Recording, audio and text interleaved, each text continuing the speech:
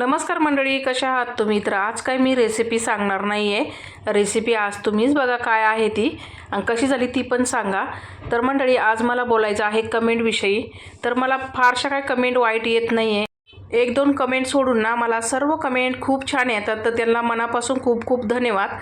मी ना फक्त या 2-3 कमेंटविषयीच बोलते.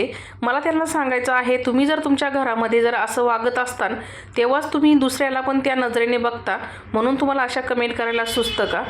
तर एका ताईचं म्हणणं असं आहे की पैशासाठी मुलीला व्हिडिओमध्ये दाखवते का?